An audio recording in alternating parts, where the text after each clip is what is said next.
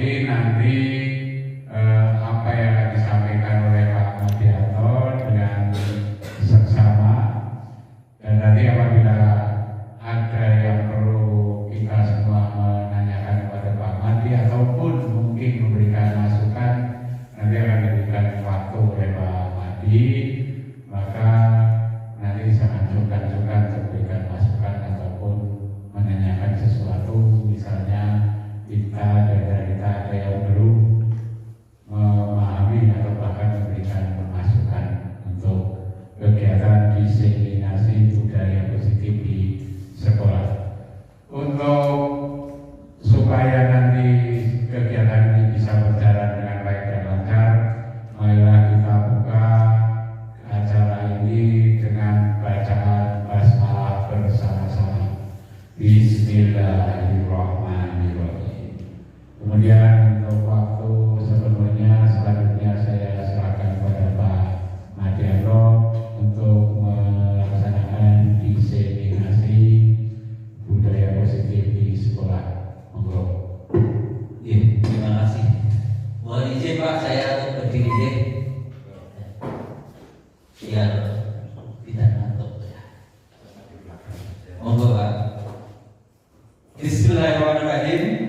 Assalamualaikum warahmatullahi wabarakatuh. Yang terhormat Kepala SMP Negeri 2 Sukoharjo, Bapak Mukiono, Sarjana Pendidikan, Magister Manajemen Pendidikan.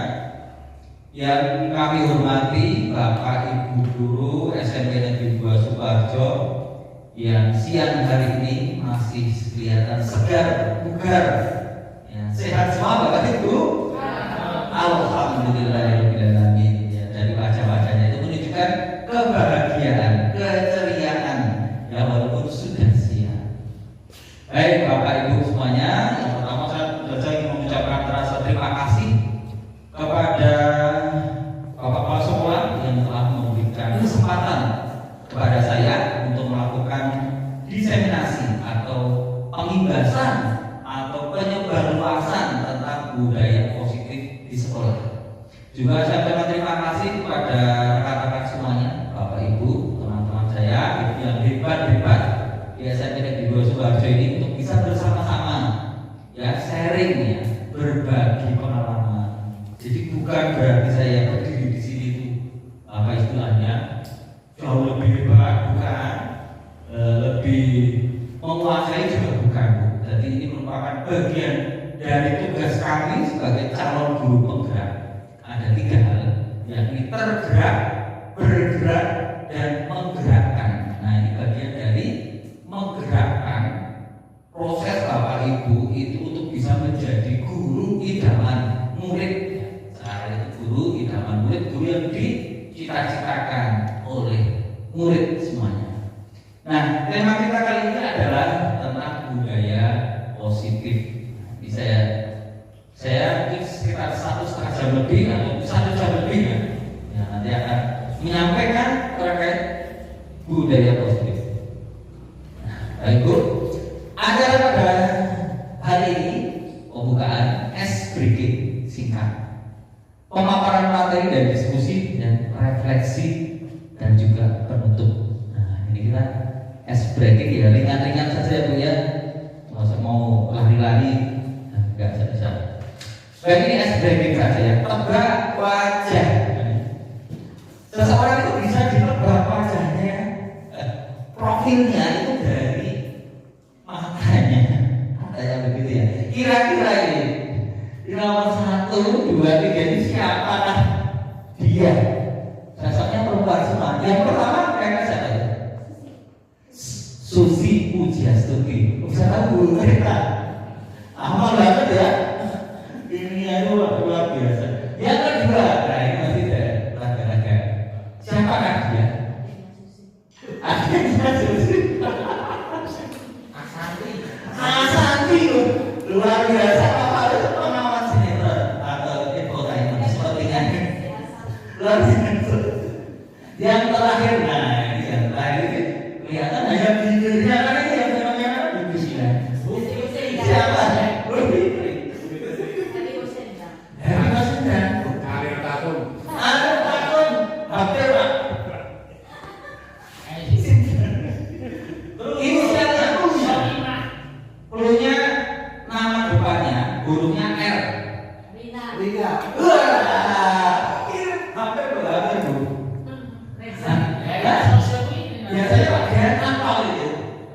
Siapa Pak Dek?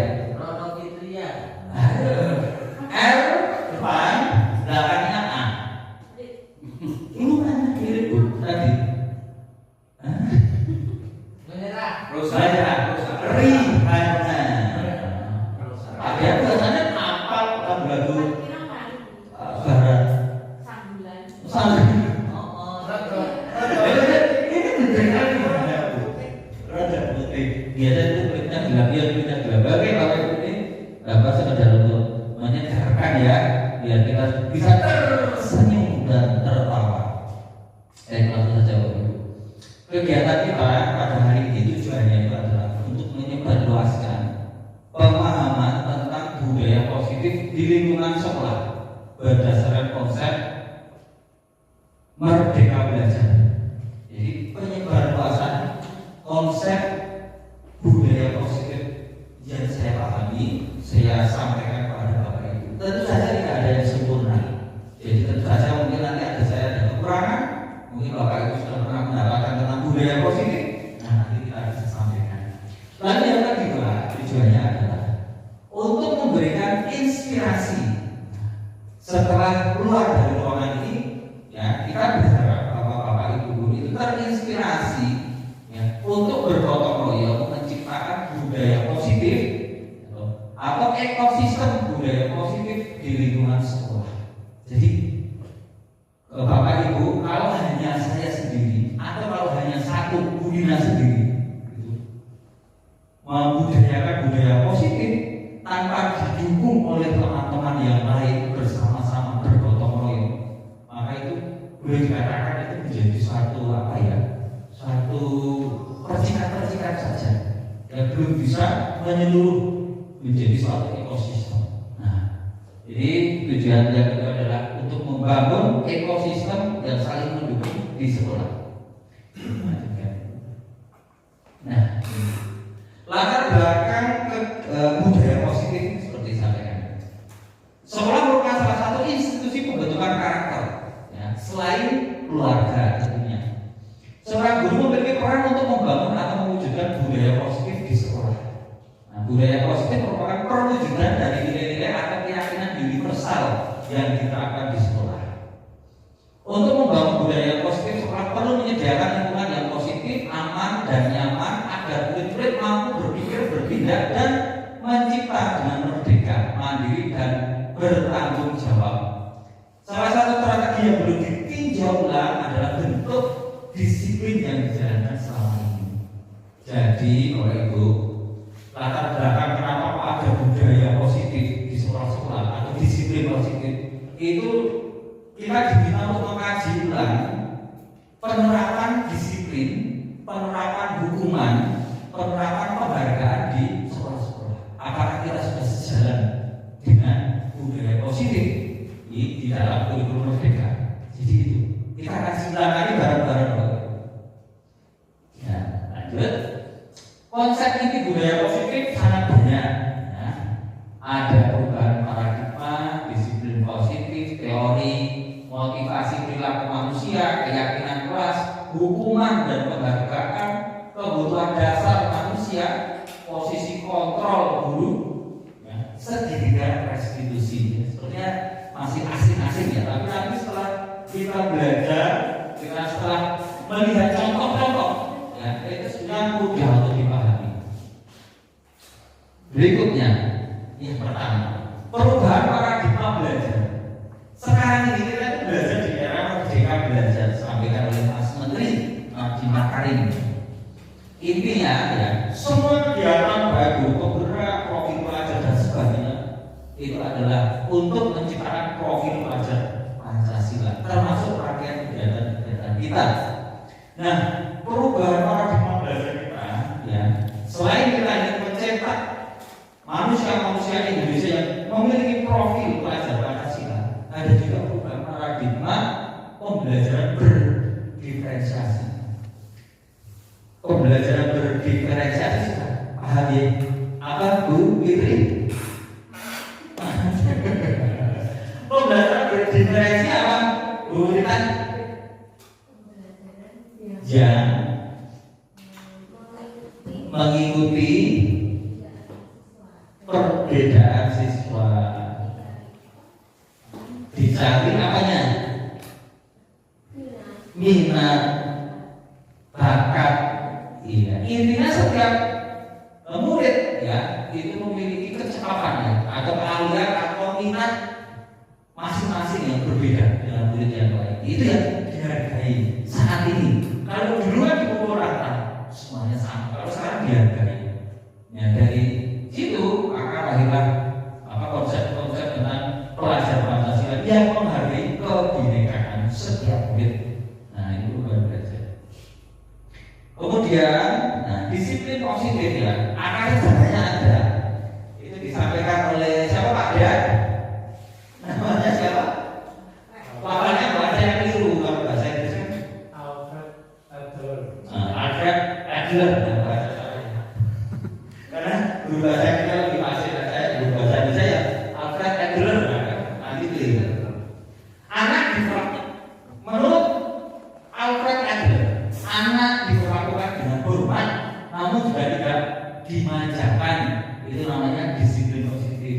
Jadi, ya kita menghormati murid, ya mendisiplinkan murid, tapi jangan dimanjakan. Itu yang menurut Alfred Adler, ya pasti.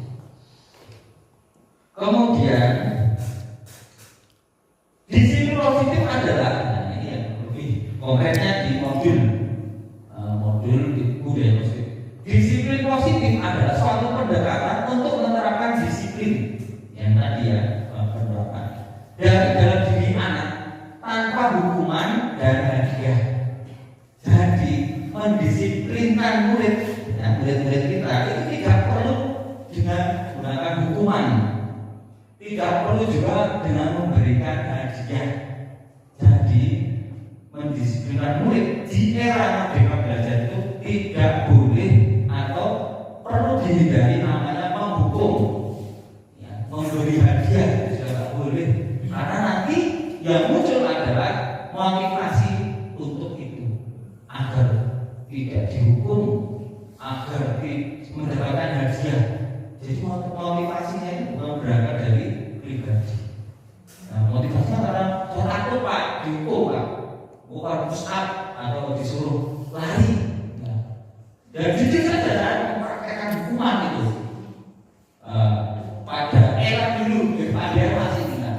Saya sering menghukum murid, yo lari, ya, kemudian push up dan sebagainya gitu. Tapi ya hikmat waktu itu maksudnya.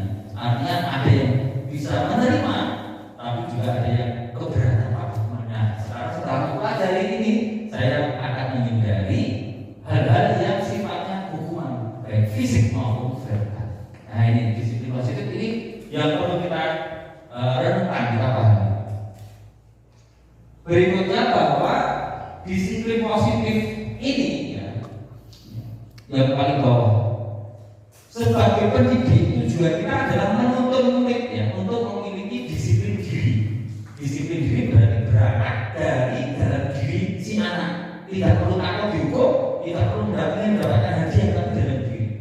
Sehingga mereka bisa berperilaku yang mengacu pada nilai-nilai kebajikan universal. Kebajikan universal itu banyak sekali, ada puluhan, ya, kejujuran, kemudian ada keselamatan, ada disiplin itu sendiri, banyak sekali ya, nilai-nilai religiusitas, takwa dan sebagainya. Nah, ini contoh ya, ini kalau itu bisa melihat ini contoh bagaimana kita sesungguhnya sudah menerapkan disiplin positif di sekolah kita. Perlu saya banyak contoh memberi contoh ya. Ini Bapak Ibu, ini ada Pak Taufik, Pak Afi, dan Bapak Ibu yang sedang usul gitu ya, berdoa ya, ada belakang Pak Heru, Bapak Ibu Fitri, ya, khusus sekali ya, khusus ya, berdoa, aminah. Yang kelima apa jadi? Lalu kita setiap hari pasti berdoa, ya, contoh berdoa, mengawali pembelajaran di kelas berdoa ya, Bapak Ibu pasti. Kemudian ya ini yang kayak tangan kita es krim, ya biasanya tabur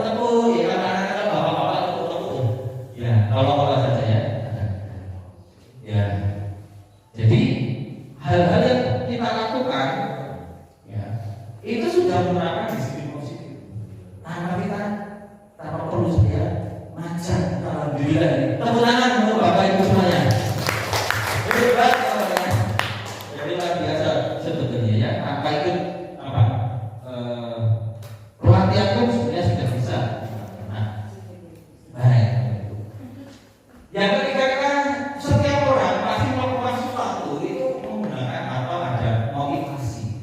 Nah, ini motivasi. Saya bertanya gitu ya. Nah, Pak Agus motivasi ikut kegiatan diseminasi ini apa? Benar lagi. Singkat aja, satu kalimat Pak Agus. Motivasi ikut kegiatan ini apa ya? Coba. Ya, bisa menderisasi apa namanya itu proses belajar yang lebih luas. Bagus, luar biasa. Itu berarti tidak mengharapkan hadiah, tidak mengharapkan hukuman, tidak terpaksa mengikuti, tapi benar-benar ingin mengetahui, ingin menambah ilmu, berbagi ilmu ini. Berarti Pak Agus itu sudah menggunakan motivasi internal. Nah, ini yang harus dimiliki oleh setiap murid dalam menaati peraturan atau tata tertib di sekolah.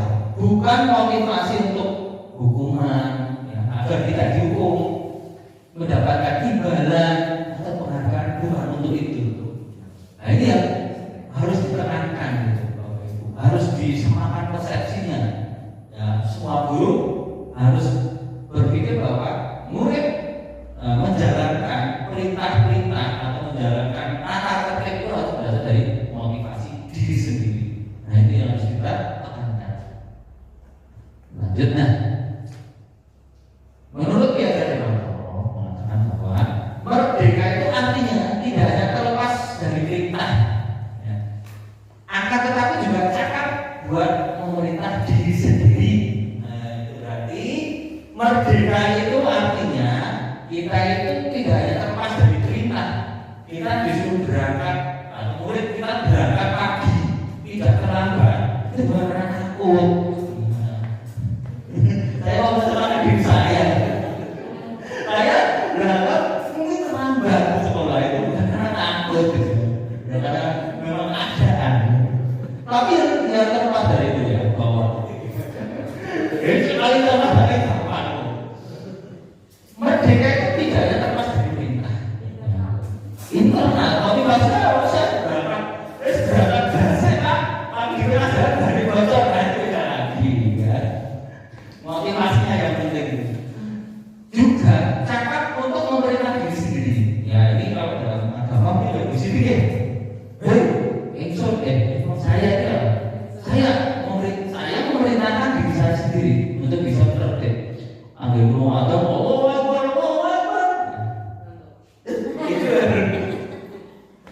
itu berarti orang yang nggak bisa memerintah diri sendiri, berarti belum merdeka itu. Sama ini, Pak. Kalau mendengar ada sebuah mereka beda banget apa nah itu berarti belum merdeka itu. Berarti itu belum bisa memerintahkan diri sendiri, Pak. Berarti belum merdeka. Ini konsepnya harus diluruskan. Ya, dengan azan kalau langsung tani, ya. Tani, kamar mandi, ya, langsung bersih wudu. Nah, itu biasanya bisa saja, ya, langsung sekalian mandi, ya, untuk sholat, untuk apa? Langsung ke masjid, ya. Gitu. Bagus. Nah, ini ya, Bapak Ibu. Motivasi internal itu akan menciptakan disiplin positif dan sikap merdeka. Nah, ini kuncinya di sini. Ini konsep utama dari disiplin positif. Kalau selama kita masih dibelenggu oleh diri kita, berarti kita memang belum merdeka. Padahal sudah 79 tahun Indonesia merdeka, tetapi mungkin belum merdeka bagi sebagian individu kita. Ya, kalau Indonesia sudah merdeka, tapi ternyata kita kemarin ada pidato menarik dari Menteri Agama, itu di peringatan Hari Ulang Tahun Kemerdekaan Republik Indonesia. Kita itu masih dijajah oleh nafsu kita. Nah, itu yang saya tangkap dari Pak Menteri Agama itu. Kita sudah merdeka, tapi ternyata kita belum merdeka karena masih dibelenggu oleh nafsu kita. Masih banyaknya korupsi dan sebagainya. Nah, yang keempat Bapak Ibu, ini terkait yang menarik ini tentang hukuman dan penghargaan. Bolehkah kita menghukum murid? Ya, ada yang bisa jawab, Haris. Bolehkah kita itu menghukum murid, memberikan hukuman kepada murid? Contoh, murid datang terlambat, apakah perlu dihukum? Kalau melihat dari sifat positif tadi tidak boleh Pak. Tidak boleh dihukum. Iya. Tetapi perlulah Adanya yang konsekuensi. bagus luar biasa ini. Luar biasa ya calon TGP kita. Jadi betul Pak Faris, namanya bukan hukuman Pak. Kalau hukuman itu tidak ada perjanjian. Tiba-tiba datang terlambat, ini kamu ya terlambat ya. Ustaz 1000 kali bukan sudah hukuman. Itu bedanya. Tapi kalau konsekuensi itu beda. Kalau konsekuensi itu dia disepakati dulu nanti kalau kamu terlambat ada konsekuensinya loh, Mas, Mbak. Apakah konsekuensinya? Ya nanti kamu kayak sebenarnya nyanyi lagu kebangsaan. Nah, itu berarti bukan hukuman itu konsekuensi. Ini sebuah contoh kasus ya. Ifra kurang menguasai pelajaran matematika, itu pelajaran dari kita. Mungkin ada pernah yang mengalami kejadian seperti ini. Gak bisa IPA itu ya terkejut. Mungkin gak bisa kan disuruh maju, ya dipermalukan ya, jadi ditertawakan. Ya ada ini ya nyuruh anak disuruh membuat malu gitu ya. Ada ya. Ya ini kasusnya namanya macam-macam. Gurin apa aja bu? Jumlah seperti itu ya. Anak merasa minder atau malu ketika ditertawakan. Takut. Ya ini tipis. Takut ya gurin. Ada tipis. Kok dia kok jadi kan? Ya itu makanya sudah punya ya. Kita tidak boleh memberikan hukuman, tapi memberikan konsekuensi. Nah, hukuman itu bersifat tidak terencana, tiba-tiba. Ya, tidak terencana. Pelanggar, gitu. Pelanggar, gitu. Itu tidak direncanakan sesuai keinginan dirinya. Lagi hatinya lagi, ayo juga. Kalau lagi nggak enak ya, kasus gitu ya. Pilih kasih. Adian ya. Hukumannya sesuai dengan nggak boleh ya. Jangan ya. Nah, sementara di situ dalam bentuk konsekuensi, ya Pak Faris tadi sudah terencana dan sudah disepakati. Itu yang menjadi tata tertib yang ditempel atau peraturan kelas. Jadi seperti itu. Kalau kita nanti menjumpai anak-anak kita seperti itu ya, nggak boleh dihukum gitu. Ya boleh terus apa gitu apa ya, saya sebelum mempelajari majulia itu tak hukum itu saya hukum, makanya saya ya sudah alhamdulillah tidak saja belajar modul budaya positif ya itu aja. Nah sekarang ini yang menarik, penghargaan dan hukuman ya. Kita itu tidak boleh menghukum, tapi penghargaan boleh. Sama saja. Ternyata memberikan penghargaan itu boleh, tapi caranya, namanya di sini disebut sebagai penghargaan sebagai hukuman yang membangun, bukan tapi hukuman yang membangun. Ini saya contohkan ya. Saya mengadakan praktik ya, aksi nyata. Ini beberapa contoh ya. Tadi yang disiplin positif dan hukuman. Nanti saya sampaikan contohnya tentang penghargaan yang membangun. Disiplin positif itu alternatif lain pada anak. Pendekatan hukuman itu melarang anak, perilaku negatif, kemudian anak menaati peraturan karena mereka diancam atau diomeli, diomeli ya di sini ya. Kemudian mengendalikan, memalukan, melecehkan ya, negatif dan tidak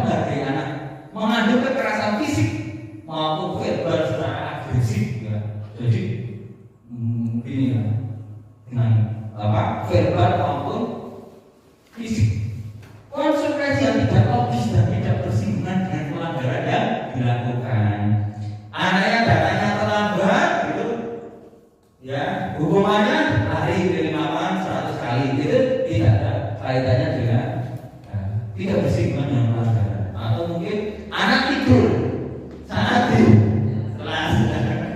Oh, ini paling banyak itu. Ya saya sendiri mengalami itu ya. Ada tidur, anak main HP, terus ya macam-macam. Itu kenyataannya seperti itu. Akhirnya namanya seperti itu ya. Bapak luar biasa Pak ya. Nah di sini positif itu sangat menghargai anak. Ini saya contohkan ya. Yang saya udah ini praktek penerapan penghargaan, hukuman, tetapi penghargaan ini. Coba ini saya dan waktu itu dan Pak Agus. Ya Pak Agus ya, ingat ya. Itu ada Nabi ya. Itu saya cukur rambutnya. Bukan dibentak-bentak itu bukan, tapi ya agak-agak profesional sedikit ya, gitu. Jadi saya rapikan ya, ini iya ini bagaimana kok penghargaannya, bentuk penghargaannya bukan dipotong asal-asalan tapi dipotong yang rapi agar kegantengan si anak itu bertambah. Saya bilang sama itu, Mas gimana setelah Pak Guru cukur? Alhamdulillah Pak, bagus. Ini penghargaan buat mereka. Nek tak cukur ini Mas, ya rapi, kegantengan naik. Dia tersenyum bangga. Saya gitu, saya tambah bangga yakin langsung aja di spion motor saya. Boleh Pak tambah bangga, saya anggota TNI Pak. Sing motor juga sudah seperti seragam kaosnya. Jadi apa penerapan contoh penghargaan seperti ini. Ada lagi Bu.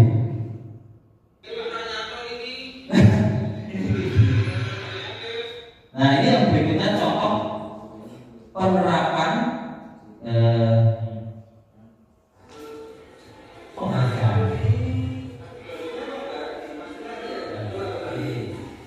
Aldi ini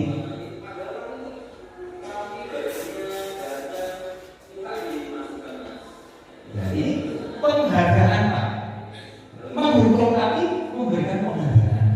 Saya yakin Bapak Ibu sudah melaksanakan ini. Orang omeli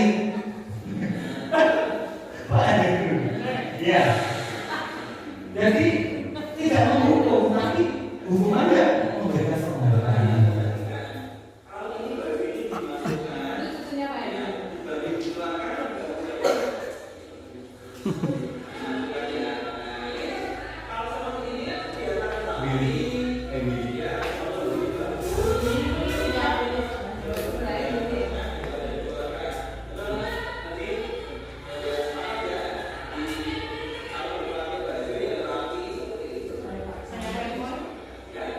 Dari madrasah.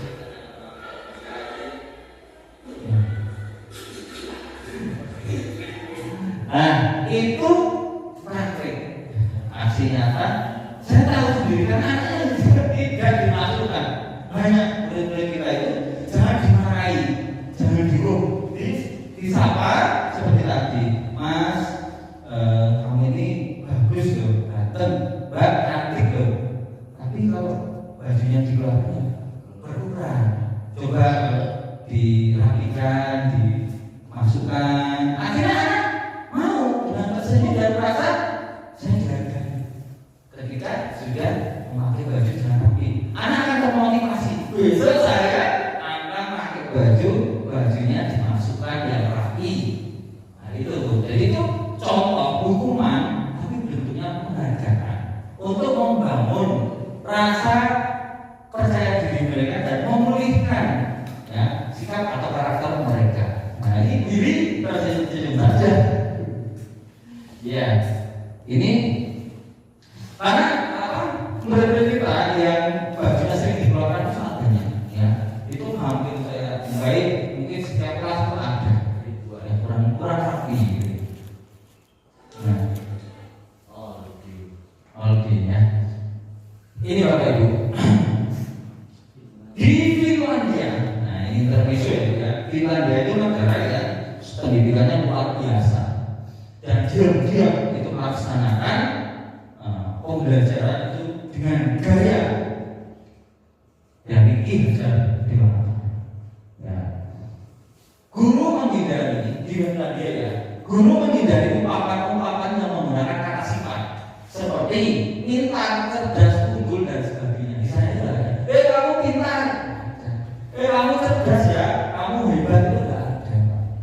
Di sana itu menggunakan kata kerja sebagai bentuk apresiasi. Misalnya, kamu sudah bisa ya menghitung 1 sampai 10. Kamu sudah bisa ya membaca dengan rapi. Oh, nanti masih baca ya.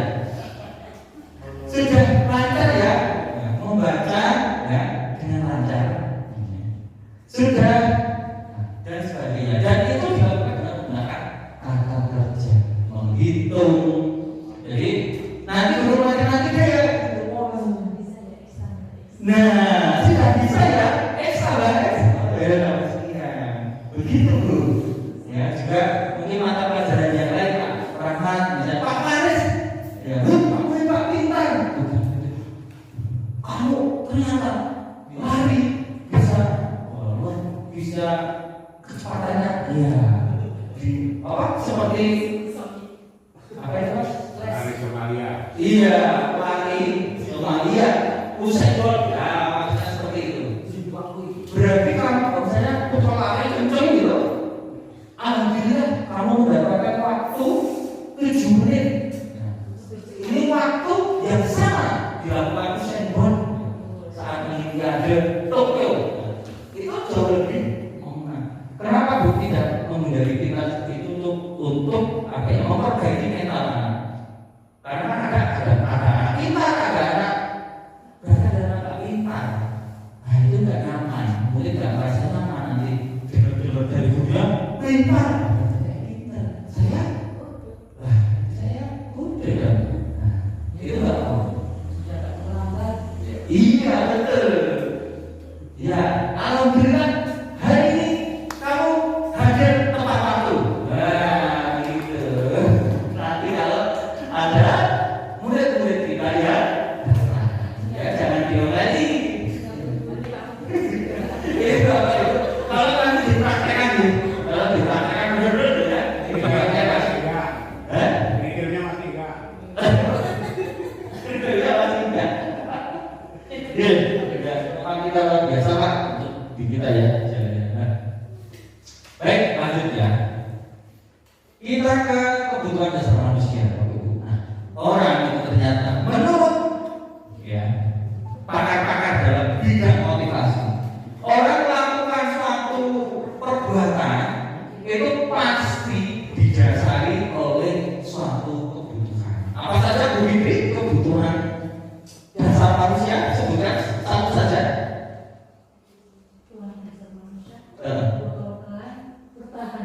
Iya, bagus. Kira-kira 100. Iya, bertahan hidup. Ya, kebutuhan bertahan hidup berarti harus mencari makan. Iya, harus mencari makan ya. Nah, ini masalah sama makanan ya Bu ya. Awan warnanya apa Bu? Begitu awan. Awan warnanya putih. Kertas warnanya, sapi minumnya. Alhamdulillah, bukan minumnya susu ya. Indonesia bukan anak ya biar karena sudah siap. Ya, cinta dan kasih sayang. Maka ya kebutuhan manusia itu ada 5. Cinta dan kasih sayang. Maka orang berumah tangga mendapatkan cinta dan kasih sayang sesamanya. Maksudnya sesama itu beda. Masih sesama manusia aja. Ya, pemikirannya kalau apa piknik kemana-mana ya. Kemudian penguasaan kebutuhan atas kemampuan. Saya itu mampu loh. Saya itu bisa Pak menyanyi. Saya itu bisa apa ya? Berapa sih ya? Penguasaan atas kemampuan itu. Saya bisa Pak. Oke. Kemudian yang keempat ya, kebutuhan akan pilihan, kebebasan bebas milih zaman sekarang, milih jodoh kan nggak boleh karakter, ya milih jodoh kalau perempuan di mana demo ada orang lama, gitu kan pasti nggak bisa menolak itu zaman dulu. Kalau sekarang wanita boleh memilih ya yang diinginkan, sehingga akan sing bagus sing dan sebagainya, sing nom, ya.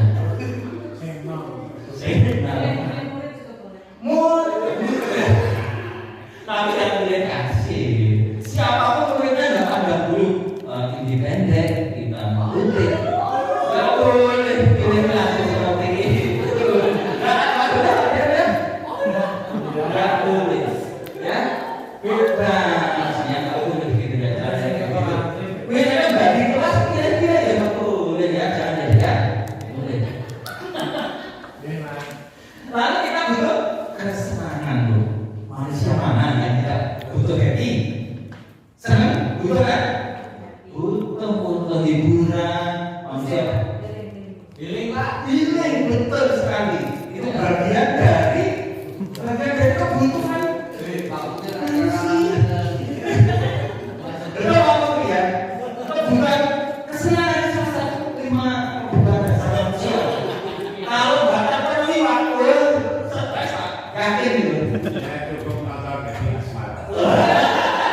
Cukup nonton Happy Asmara sudah senang. Alhamdulillah. Irit pak.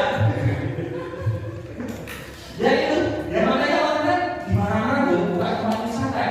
Nah itu salah satunya untuk memenuhi hasrat kesenangan manusia tuh kayak itu aja. Dan dari kesenangan ada bentur-benturan bu. Nah dari kesenangan itu, ini mereka bu ya, ini bagian dari kesenangan mereka bu. Saya menuruti apa hasrat atau kebutuhan mereka bu. Pak, saya pengen senang pak, tak foto happy pak. Akhirnya saya foto ya, foto memberikan ya bisa. Jangan lagi jelas ada, tapi kalau saya ingin menampilkan ya kulit kita yang memang punya bakat apa di sini, ya bakat fotografi pak. Ini jam-jam mereka sudah pak, bapaknya Inggris pak, untuk jadi make up artist pak. Jadi apa namanya? Contoh apa pak yang di make up, terus nanti di post di IG. Nah ini kita ini semuanya ini pak. Ini luar biasa. Kelas 8 C pak. Perlu diingat pak, ada ingat pak. Kelas 8 C. Dan ini bagian contoh pak. Ini contoh bagian dari 5 kebutuhan dasar manusia pak. Salah satunya kesenangan pak. Dan tadi ya, tadi pak, ini kebebasan pak.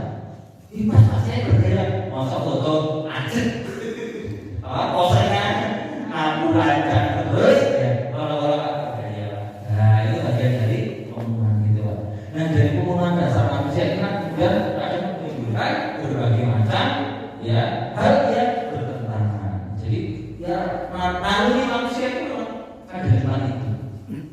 Nah baik bu, kita beralih ke keyakinan kelasnya. Nah dari sini dari pemahaman kita ya tentang disiplin positif, budaya positif, kita menuju bahwa kita harus menanamkan motivasi internal, bukan motivasi eksternal, ya motivasi diri.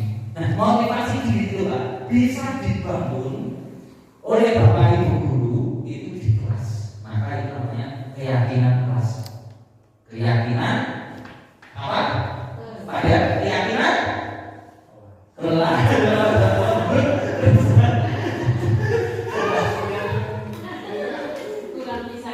Ya Allah, yes.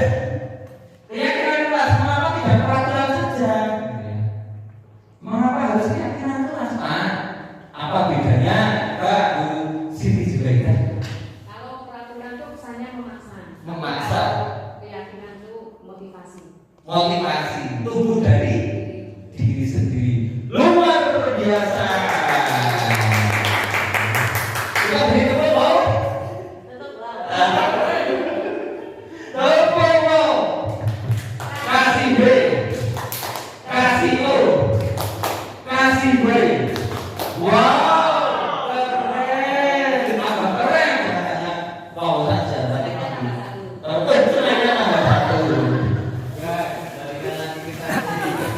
Tanduk ya. Ternyata ini motivasinya.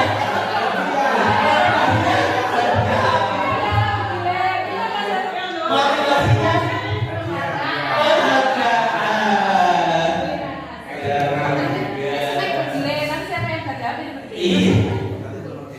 berarti motivasi atau tindakan itu bentuk penghargaan, hukuman yang mengenakan.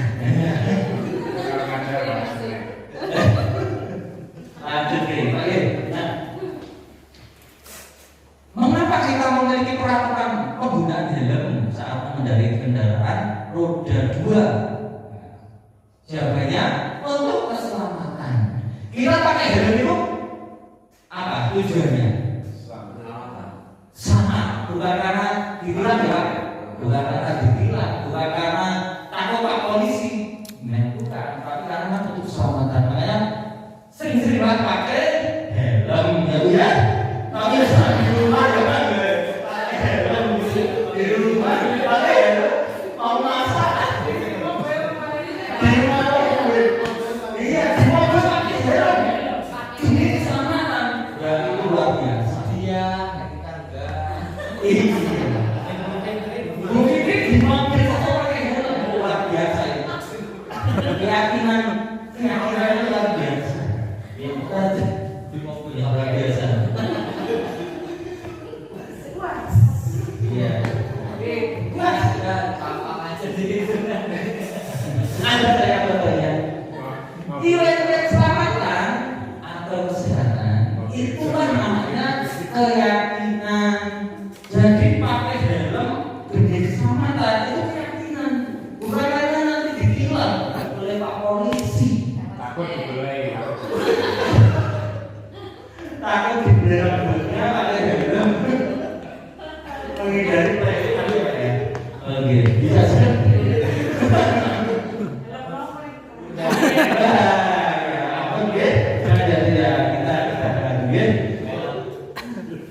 Oke, Bapak Ibu. Ulur tentara. Kan gue Ya. Ada yang bisa memberikan contoh? Pak Heru memberikan contoh keyakinan yang lain, Pak Heru. yang lain mungkin dengan pasangan kemudian datang tepat waktu ketika Datang tepat waktu. Murid ya Pak ya, bukan murid. Murid ya, murid hadir tepat waktu. Iya. Keyakinannya apa Pak Heru? Keyakinannya apa? keyakinan bahwa nanti dengan adanya kesadaran secara pribadi itu kan lebih persiapan diri untuk mengikuti kegiatan belajar. Ya, oke, luar biasa Pak Heru. Iya. Perlu aja Pak. Oh tidak. Tidak. Motivasi dong, motivasinya internal, bukan eksternal. Ya. Jadi keyakinannya Pak dari diri Pak. Itu kalau bahasanya ya menghargai Pak. Iya menghargai itu keyakinannya. Menghargai waktu, menghargai orang lain, menghargai teman, menghargai guru. Saya hadir tepat waktu untuk menghargai Semuanya. semuanya. Ya. Oke. Bukan karena malu, takut nanti dengan kepala sekolah takut, nggak boleh. Harus kesadaran dari diri. Ya, tidak boleh seperti itu ya. Harus kesadaran, motivasi terang. Sekali lagi kita akan motivasi terang. Baik. Ya. Keyakinan kelas. Keyakinan kelas bersifat abstrak. Ya, abstrak itu tidak tepat daripada peraturan yang lebih rinci dan konkret. Kalau peraturan kelas misalnya tidak membawa HP atau HP tidak dinonaktifkan, ya. HP dimatikan, ya. Yang bawa HP dimatikan, itu yang kayak gitu sangat tidak. Itu berarti terbaik terjadi pembunuhan yang bawa HP dimatikan. Dan yang maksudnya dinonaktifkan. Itu aturan, beda dengan keyakinan, karena itu masih aturan. Ya, kemudian ya keyakinan kelas berupa pernyataan universal, ya seperti tadi keselamatan, kesehatan, membuang sampah itu juga bagian dari keyakinan tentang kesehatan.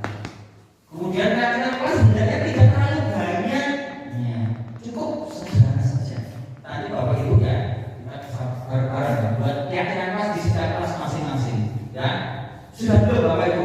Kualitas ini sudah pasti kalau belajar luar biasa. Kemudian keyakinan kelas sebenarnya sesuatu yang dapat diterapkan, yang pasti bisa diterapkan di lingkungan sekolah kita sesuai dengan kondisi di SMP Negeri Sidoarjo. Jangan di SMP yang lain ya.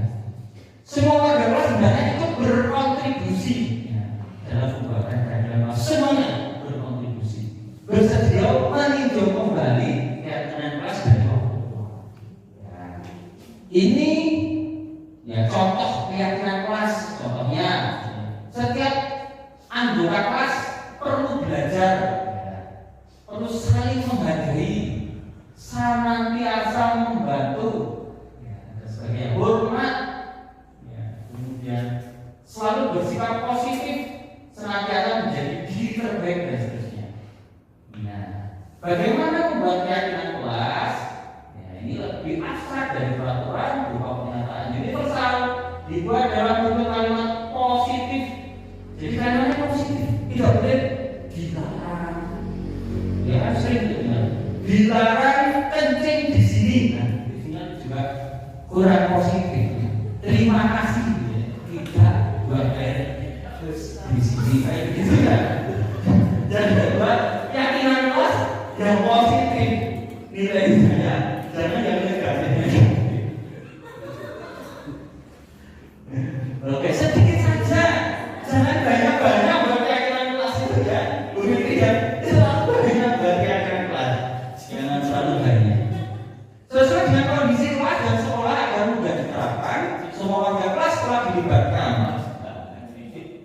Nah, ini contoh-contoh ya.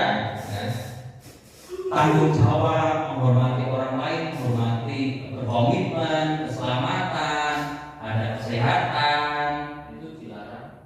Keselamatan, jangan berlari kelas ada koridor. Nah, itu mestinya dihindari. Ini kan namanya dilarang melakukan kekerasan itu bukan keyakinan, Mas. Itu namanya apa ya, semacam peraturan, dan ini harus diperbaiki dengan cara keselamatan, menjaga keselamatan juga seperti itu. Iya, ya seperti itu. Ini diterapkan di ruang guru boleh, buat keyakinan ruang guru boleh. Bisa disepakati nanti kita praktek bareng-bareng ya. Dilarang membuli loh begitu. Iya. Jika membuli disanksi loh Bu. Iya. Kesepakatan. Dan Bapak Ibu, ini praktek. Dong aja malah sudah tak bully aku. Namanya kesepakatan. Iya. Aku ini bully. Iya, begitu ya. Iya. Dilarang membuli. Dilarang. Perhubungan itu harus katakan begini ya. Dilarang. Dilarang itu jangan makanya aku tunggu. Bapak Ibu, perhatikan. Ini praktik membuat keyakinan kelas. Yang pertama, kita minta setiap murid untuk menuliskan keinginan mereka. Kelas impian, kelas impian. Saya ingin kelas begini. Saya ingin murid. Saya ingin teman. Saya ingin guru saya ingin lingkungan kelas begini. Mereka kemudian menulis, lalu ditempel lagi papan tulis ya di kertas plano, ya dikumpulkan sebanyak-banyaknya. Lalu kemudian setelah itu kita identifikasi apa saja yang ditulis anak-anak itu. Ya ada yang saya ingin kelas ini tidak berisik, saya ingin kelas ini bersih, saya ingin pembelajaran yang mengasihkan, saya ingin pembelajaran yang menyenangkan, saya ingin tidak ada pembulian dan seterusnya. Disusun sedemikian rupa, baru kita rumuskan keyakinan kelas itu dengan kalimat-kalimat positif. Saya ingin jangan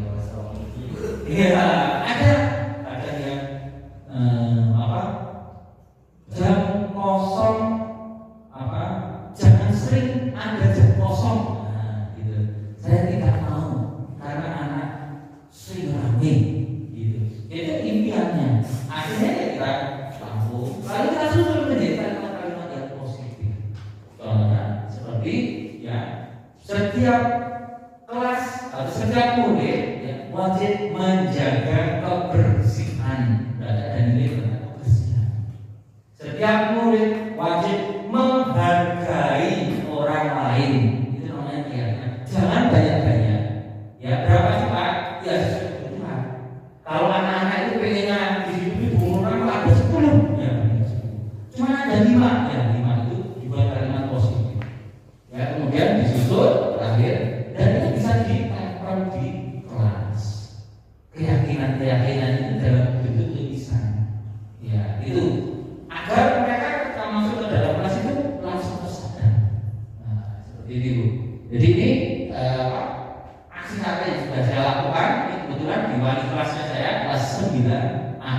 Jadi saya minta, ya saya harap di kelas-kelas yang lain juga dihadirkan praktik ya semacam ini kelas 9B, 9C ya, kemudian kelas 8 A, B, C, dan kelas 7 A, B.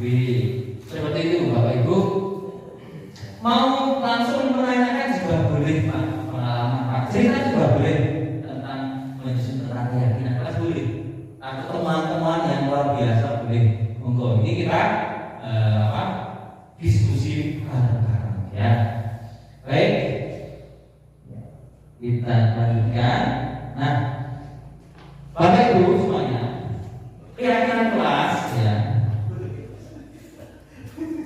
Kalau keyakinan kelas ya, itu menghadirkan disiplin yang positif. Ada apa begitu? Tersenyum sih, tersipuan. Oke ya, memang senyum itu ibadah, makanya perbanyak tersenyum, betul Bu? Yang penting tidak di jalanan. Ya kan? 5 kebutuhan dasar salah satunya adalah alhamdulillah. Baik, kita kasih posisi pemantau. Oke, Bapak Ibu, kita ya sebagai seorang guru ya, itu memiliki posisi ya, 5 posisi dalam mengontrol ya, jangan sampai lupa tadi ya. Pelan-pelan. Ya. Pelan-pelan sampai dalam apa beri? Sekeras. Dalam mengontrol ya murid kita yang kemungkinan itu melakukan suatu kesalahan. Kita punya peran sebagai guru. Ini bukan hanya tugas Pak Heru sebagai BK ya, atau Pak Heru sebagai kesiswaan, menjadi tugas Bapak Ibu guru semuanya. Oke. 5 posisi kontrol seorang guru. Yang pertama, penghukum. Penghukum itu ya tugasnya menghukum. Ya. Seorang penghukum bisa menggunakan hukuman fisik maupun verbal.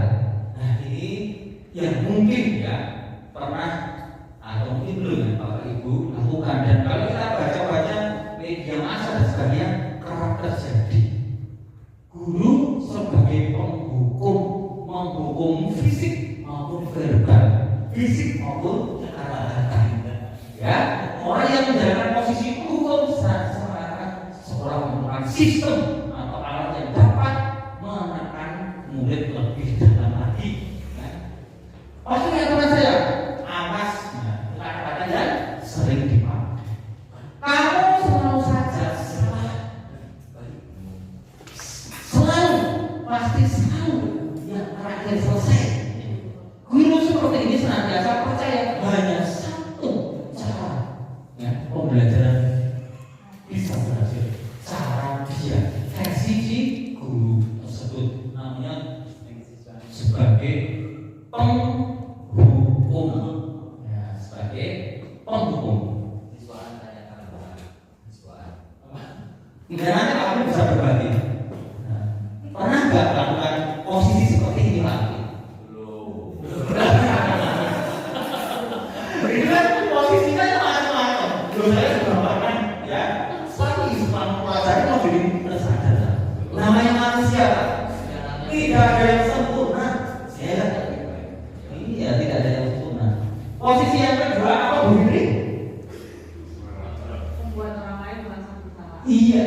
bagus, ya.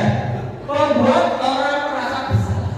Ini posisi selalu merasakan begini. Aduh, itu sangat kecewa sekali denganmu. Ya. Butuh anaknya berharap si anak tersebut merasa bersalah. Ya. Berapa kali Bapak harus memberitahu aku ya? Gimana coba kalau orang tua kamu tahu kamu berbuat begini? Jadi murid itu merasa bersalah, terlepaskan, ya, merasa tidak berharga dan telah mengecewakan orang-orang yang disayang. Ini pernah Bapak Ibu lakukan seperti ini? Pernah belum kira-kira? Semuanya saya pernah gitu. Ini pernah. Saya juga pernah. Merasa anak saya buat merasa besar. Sudah dia tersadar. Tapi ternyata itu orang tua aku. Jadi saya Bapak kecewa. Seharusnya aku sebenarnya keliru. Yang ketiga, sebagai teman. Sebagai teman, ayo bantulah diri Bapak ya. Ayo ingat tidak bantuan Bapak selama ini. Dan sudah kali ini tidak apa-apa.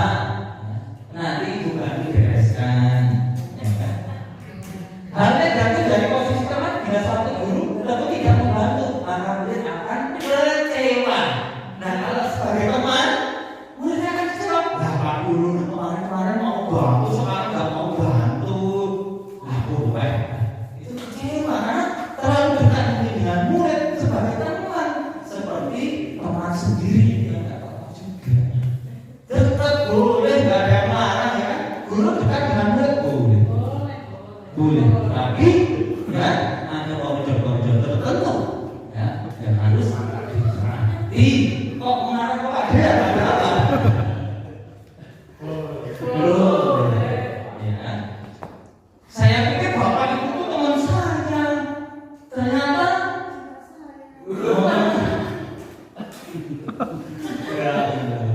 murid merasa kecewa, dikecewakan. Nah, saya menimbulkan rasa ketergantungan. Pak Guru, ada-adanya gitu. Pak Guru, nah, biasanya memang kalau saya enggak. Jadi teman ya, ketergantungan, enggak bagus itu. Ya. Lalu ada monitor, apa Bro? Monitor, ya jelas ya, monitor. Itu mengawasi, memantau. Jadi seperti alat-alat, seperti burung pelan, hanya mengamati dari atas. Iya betul. Kerjanya seperti drone. Ya. Perasaannya apa? Apa yang kamu lakukan? Halo, kamu suka sini apa? Tahu nggak kamu? Kerjanya apa? Hanya orang itu. Ya, pelanggaran tidak tahu.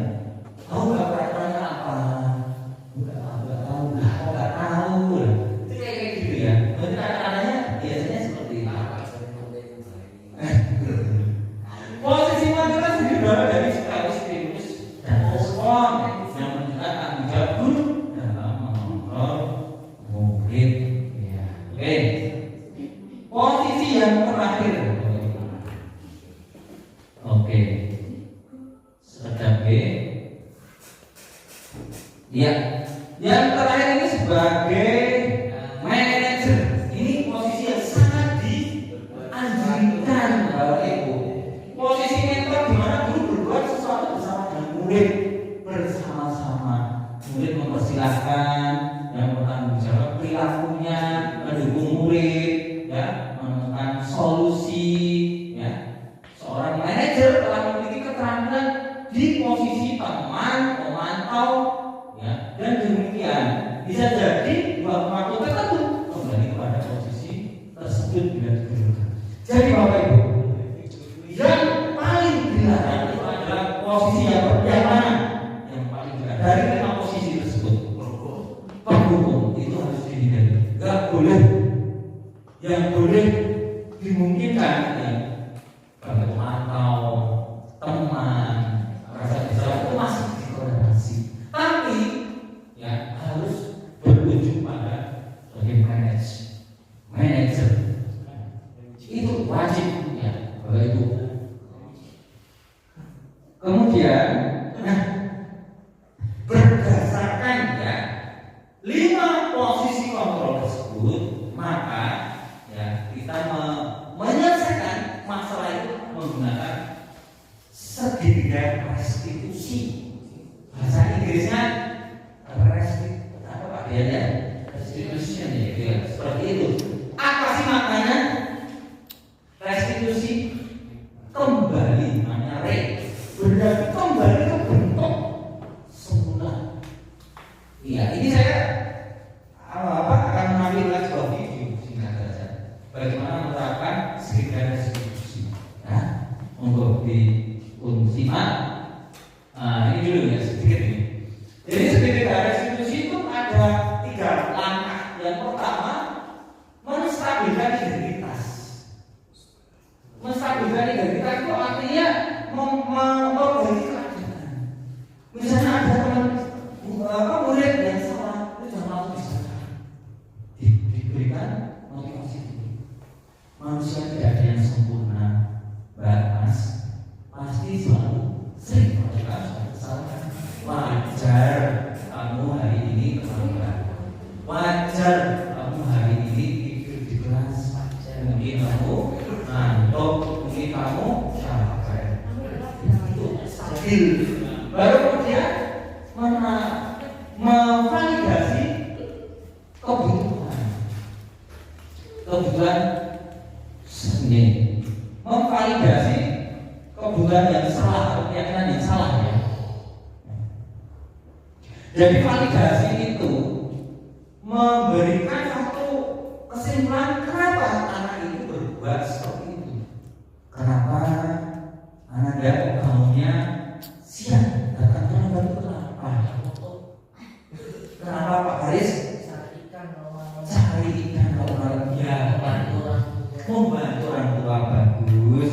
Baik Pak Haris, Mas Haris ya, setiap malam cari kudo, cari lelut dan sebagainya sehingga kamu tidurnya malam ya, sehingga datang sekolah terlambat.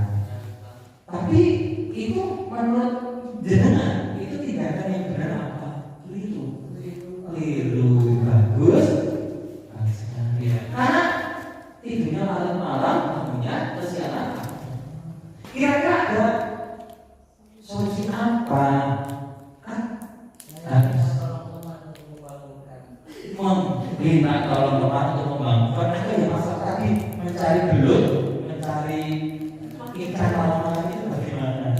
Harus diselesaikan masalahnya. Berarti tidak perlu malam-malam ya Mas ya, mencari belut ikannya tidak perlu malam-malam, sore juga bisa. Belum keluar oh iya, belum keluar. Berarti memang harus malam ya, jangan malam-malam. Berarti sekitar berapa sholat maghrib, jangan terlalu malam. Itu namanya menanyakan keyakinan. Solusi apa? Ya, dicari sendiri. Pak Guru tidak perlu menghubungi, karena kamu yang tahu masalahnya. Betul begitu Bu Fitri? Iya. Oke. Ya, saya ada tanya masalah dengan identitas, kemudian validasi kebetulan atau validasi tindakan yang salah. Mengapa Ananda kok terlambat? Mengapa Anda bermain game online saat pelajaran? Mengapa? Itu perlu ditanyakan alasannya apa? Karena setiap anak itu punya ya tadi 5 kebutuhan dasar. Mungkin dia kurang kasih sayang, ya. Setiap hari kurang kasih sayang, anak punya potensi. Lalu menanyakan keyakinan. Baik, ini saya ya, sedang melaksanakan aksi nyata ya. Iya, bukan sebenarnya dibeli tunggu ya. Ini semoga dipun simak.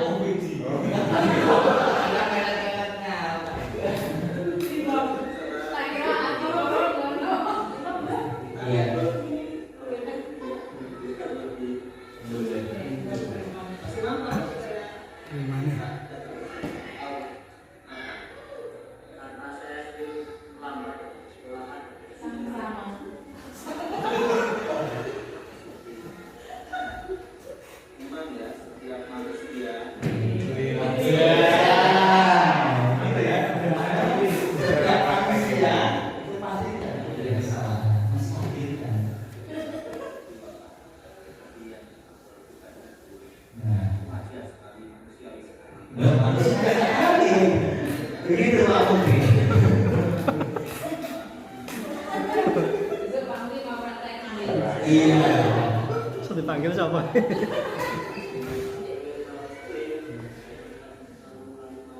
Nah, ini malam cari dulu. Di rumah memang kita seharian belajar mungkin punya kayak apa istilahnya untuk membuat kita lebih senang ya, kita butuh hiburan untuk menghilangkan penat. Tapi kalau hal tersebut itu terlalu berlebihan ya, itu justru nanti akan menjadi efek ya. Nah kira-kira kalau saya ini akan memberikan apa?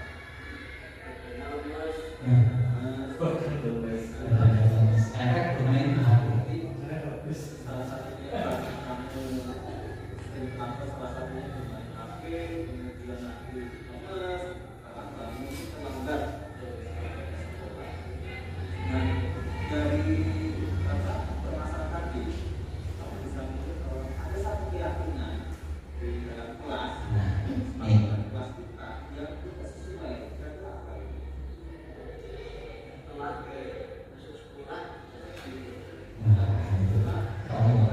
Keyakinannya.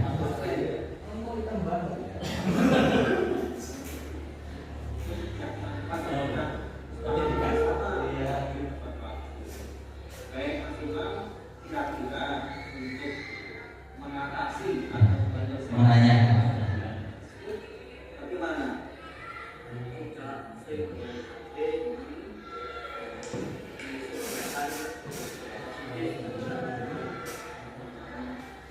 Tidak sering bermain HP, boleh ya bermain HP. Ya, boleh. Misalkan kalau kita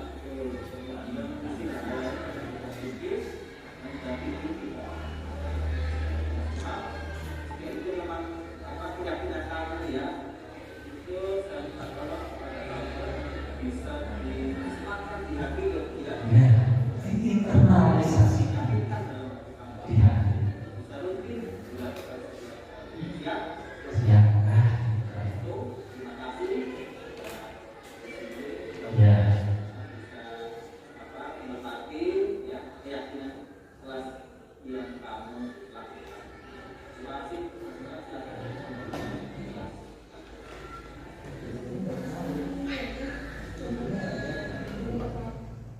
Oke, Bapak Ibu, sudah di penghujungnya.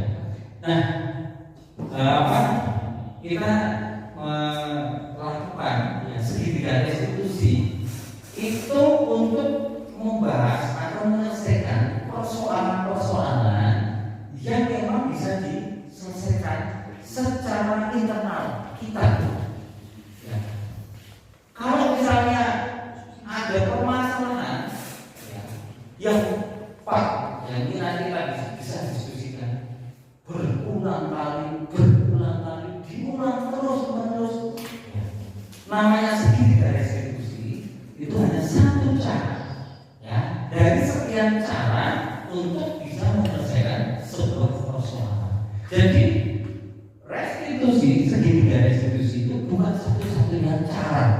Ya, kalau itu sudah menyangkut hal yang sangat penting, yang sangat istilahnya itu berbahaya, maka tidak hanya cukup segitiga restitusi, tapi juga ada komunikasi baik dengan orang tua, guru BK, mahasiswaan, ya, dan juga pihak-pihak yang terkait. Jadi ini segitiga restitusi itu adalah bagian salah satu cara untuk menyelesaikan suatu permasalahan dan menanamkan disiplin positif secara motivasi internal.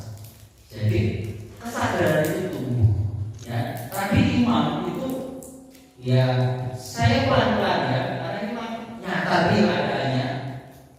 Saya lakukan segitiga restitusi itu bertahap-tahap. Jadi saat ini tentang dia yang sering terlambat, terus ada yang sering pakai baju dikeluarkan, terus ada yang memakai perhiasan, itu juga pelan-pelan saya jalani satu demi satu. Jadi ada mungkin dari murid-murid kita yang unik-unik, ya, berbeda-beda, dan cara mengatasinya boleh jadi berbeda-beda.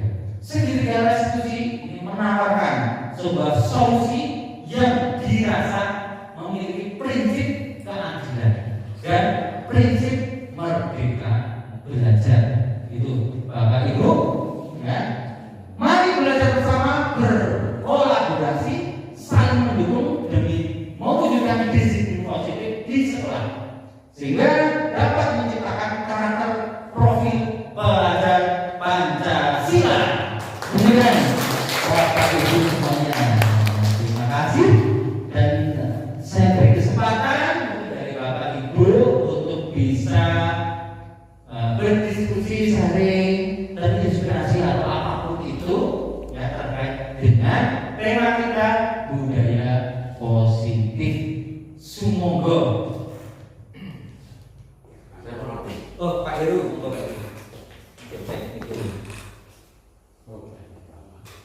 iya, monggo Pak Heru. Terima kasih kepada Pak Mati yang telah menguatkan terkait dengan budaya disiplin positif.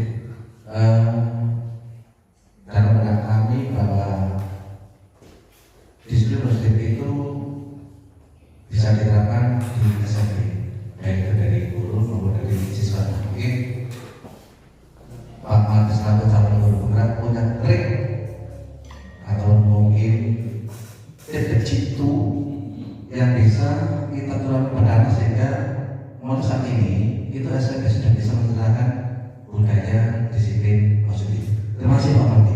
Baik, terima kasih banyak Pak Heru, luar biasa ya pertanyaannya. Langsung saja ya, bagaimana saya sebagai CGP menerapkan ya, punya trik. Baik Bapak Ibu, sebetulnya trik-triknya sudah saya sampaikan tadi ya, mulai dari memberikan penghargaan, bukan hukuman.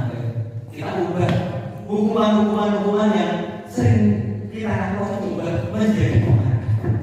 Contohnya seperti tadi, motong rambut diberi penghargaan, baju tidak dirapikan kita beri dia penghargaan untuk memakai baju yang rapi. Itu triknya Pak, dengan pendekatan halus. Juga dengan menerapkan keyakinan kelas yang tadi disusun itu hanya satu cara. Bapak Ibu mungkin caranya yang lebih efektif membangun keyakinan kelas, monggo. Yang penting motivasi murid atau anak itu tumbuh secara internal, bukan dipengaruhi iming-iming Pak, bagian, bukan ditakut-takuti dengan hukuman. Itu yang harus kita hindari. Seperti itu Pak Heru, itu beberapa contoh tadi semoga menginspirasi. Nah, kita juga budayakan untuk berdoa, salaman ya, saat murid-murid kita hadir supaya bagian dari membangun keyakinan Pak. Itu Pak Heru, terima kasih. Monggo Pak Budi. Oke, tadi sudah dibahas tentang motivasi internal. Ya, saya ingin memberi tambahan saja masukan untuk diberikan contoh yang akan saya sampaikan. Jadi selama ini kenapa SMP 1, SMP 2 di Kabupaten manapun anak-anaknya pinter-pinter? Iya. Nah, dulu kita beranggapan bahwa karena seleksinya menggunakan nilai yang tinggi sehingga sudah anaknya pinter-pinter. Tapi kenapa dia pinter? Nah, kemarin ada dijelaskan oleh Pak Kadin ketika NKKS ada suatu alasan kenapa anak itu pinter. Sebenarnya kalau secara IQ mungkin sama saja. Tapi kalau yang di pinggiran kenapa nggak pinter, yang di kota pinter? Kenapa? Jadi setelah ada suatu penelitian ternyata anak-anak yang di SMP 1, SMP 2 yang pinter-pinter itu berbedanya dengan anak pinggiran yaitu satu, karena mereka punya cita-cita yang jelas. Saya ingin jadi ahli teknik, saya ingin jadi dokter, saya ingin jadi guru, saya ingin jadi, dia jelas cita-citanya. Karena punya cita-cita jelas sehingga belajarnya terarah. Dia termotivasi dari dalam. Saya ingin mencapai cita-cita saya, maka harus belajar keras sehingga hasilnya nilainya bagus. Nah, sekarang bagaimana untuk sekolah pinggiran seperti kita? Maka monggo Bapak Ibu untuk memotivasi anak supaya memiliki cita-cita yang jelas. Kalau kita lihat ketika wisuda kan cita-citanya ingin jadi orang sukses, itu nggak jelas. Sukses itu maksudnya yang jelas ingin jadi guru, jadi perawat, jadi ahli mesin dan sebagainya yang jelas. Jadi bukan abstrak. Ingin jadi presiden itu mungkin abstrak karena satu se-Indonesia ada satu. Iya. Nah, makanya yang konkret saja. Ini mau ditanamkan, punyailah cita-cita sehingga nanti akan dari dalam akan muncul semangat untuk belajar. Nah, motivasi internal akan muncul seperti itu. Iya. Terima kasih. Assalamualaikum warahmatullahi wabarakatuh. Waalaikumsalam warahmatullahi wabarakatuh. Luar biasa Pak Muti. Ya, ini sangat menginspirasi ya. Menginspirasi mengapa SMP yang di kota ya, SMP 1, SMP 2 punya prestasi sangat begitu ya. Cukup bagus, sementara yang di pinggiran salah satunya mana punya cita-cita. Nah, ini saya pikir kita ya ini cocok Pak dengan kurikulum merdeka bahwa kita itu punya namanya aset Pak, aset perubahan yang ada di sekolah itu berbasis aset positif. Jadi aset yang kita punya itu apa? Di sekolah kita. Asetnya anak-anaknya, anak-anak yang apa? Aset kita itu yang berakhlak mulia. Anak-anak ya, di sini mungkin yang pertama itu adalah akhlak mulia. Nah, aset itulah yang kita tunjukkan, bukan kekurangannya. Menantang atau yang karena kita di desa terus merasa kita rendah, jangan. Jauh jangan. Merasa terbelakang jangan. Tapi dengan semangat apa yang bisa kita tampilkan. Kalau di kota-kota mereka disokong sepenuhnya oleh orang tua yang berpendidikan tinggi, ya di desa-desa barangkali memang pendidikan orang tuanya tidak terlalu tinggi. Ya, nah potensi-potensi ini yang ada kita maksimalkan. Ya, kalau misalnya terkait cita-cita di kota, di desa, mungkin boleh jadi tidak ada cita-cita. Yang bisa diwujudkan dalam asetnya apa di sini, pertanian, atau mungkin asetnya di sini apa? Ya, tentang anak yang mempunyai semangat belajar tinggi, misalnya. Atau ada yang punya cita-cita ada yang petani, ada yang apa. Nah, untuk menggelorakan misalnya, memberikan semangat motivasinya ya mereka kita naikkan Pak. Jangan sampai minder, kalah dengan yang di kota. Karena kita asetnya kita apa? Aset yang kita miliki adalah lingkungan alam kita yang sangat indah Pak, sangat bagus. Orang di Finlandia itu ceritanya gini, mereka itu bisa cerdas, pintar, sukses, panjang umur, resepnya itu hidupnya dengan alam Pak. Kalau orang kota saya yakin umurnya tidak terlalu panjang Pak. Mungkin karena yang jelas karena di tembok gedung. Kalau di orang-orang di Finlandia itu ada namanya hari Pak. Itu dia berjalan-jalan di alam, di taman. Istilahnya saya lupa. Ada istilahnya itu. Ya, terus pasang jembatan. Jadi ada Pak teorinya bagaimana kita itu menaikkan motivasi internal. Ya, dengan mengenali diri sendiri. Asetnya apa? Kamu punya apa? Kalau di sekolah-sekolah utama memang sering ditanya, kamu cita-citanya apa? Kalau di sini kan ada masih gerabian. Tapi suatu saat Pak, ketika mereka itu sudah bisa mengenali dirinya sendiri, nanti saat dia tiba waktunya dia akan cita-cita apa? Mungkin belum saat ini Pak. Tapi nanti seiring waktu biasanya tumbuh cita-cita mereka. Yang penting motivasi internalnya jangan semangat. Nah itu Pak Bukti ya. Bareng-bareng Pak, ya kita juga ingin ya sekolah di pinggiran itu juga sukses. Baik, ada lagi yang ingin disampaikan Pak Dea? Cukup? Pak Haris ada? Tidak cukup ya? Bapak Ibu, Ibu-Ibu? Oke, ya. Saya minta untuk yang terakhir kali, siapa dari Bapak Ibu yang akan menyampaikan closing statement? Monggo. Closing pernyataan penutup monggo. Satu. Closing statement Budina. Monggo. Closing statement ya, bahasa kerennya sekarang itu closing statement apa Pak Mufti? Ya kesimpulan apa sih? Berdiri ya. Assalamualaikum warahmatullahi wabarakatuh. Waalaikumsalam. Luar biasa sekali apa yang sudah disampaikan oleh Pak Mardianto tadi terkait dengan budaya positif yang tadinya kami tidak tahu tentang budaya positif, jadi kami tahu dan nanti akan kami imbaskan ke murid untuk keyakinan kelas yang tadi sudah disampaikan juga. Kemudian untuk kami sebagai Bapak Ibu guru juga, yang pertama dari Bapak Ibu guru untuk tidak saling membuli, kemudian ke siswanya juga, dan apa yang sudah disampaikan tadi oleh Pak Mardianto itu sudah banyak sekali yang mungkin dapat kami serap. Begitu, setuju Bapak Ibu? Nah, itu terima kasih sekali atas kehadiran dari Pak Mardi yang sudah mengundang Bapak Ibu di sini, sehingga banyak sekali ilmu yang kami terima. Gitu Pak Mardi, terutama terkait dengan budaya positif. Itu saja yang bisa saya sampaikan. Terima kasih. Saya akhiri, wassalamualaikum warahmatullahi wabarakatuh.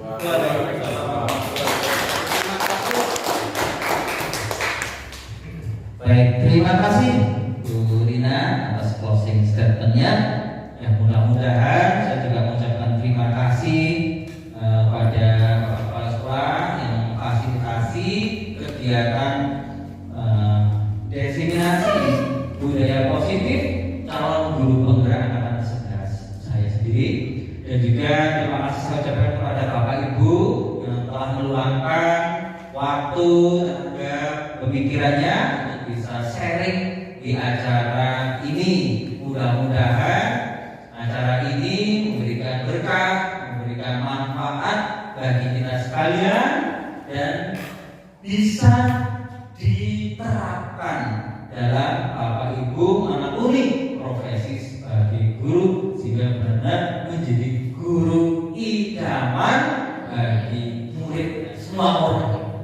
Terima kasih, dan marilah kita akhiri ya pertemuan pada siang hari ini. Ada hal-hal yang kurang berkenan, tutur kata yang kurang sopan, tindak lanjut yang kurang terpuji, saya mohon maaf karena tadi sudah bercanda intermezzo untuk mengurangi kekakuan ya. Saraf kita ini sudah siang ya. Saya mohon maaf bercandanya ya, Fitri, Pak Dian, Pak Aris, Abu dan semuanya, Bapak Ibu semuanya, saya mohon maaf. Baik, dan mari kita tutup pada pertemuan siang hari ini dengan sama-sama membaca Alhamdulillahirobbilalamin. Saya cukup sekian. Billahi taufik wal hidayah. Assalamualaikum warahmatullahi wabarakatuh.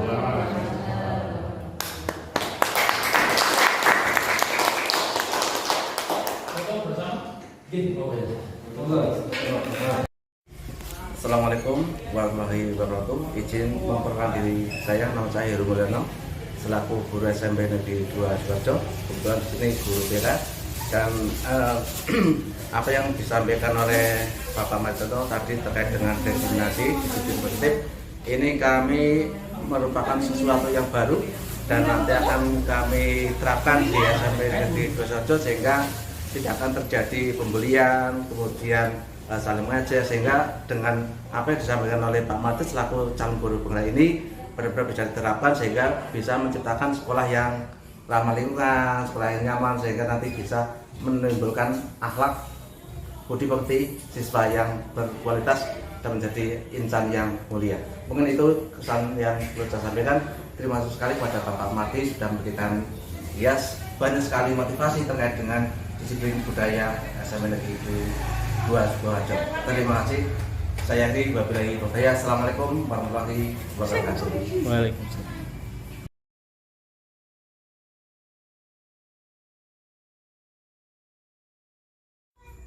Assalamualaikum warahmatullahi wabarakatuh. Saya nama Agus Wianto, guru SMP 2 Sidoarjo. Saya berpendapat bahwa Pak Mardi sudah menyampaikan disiplin positif.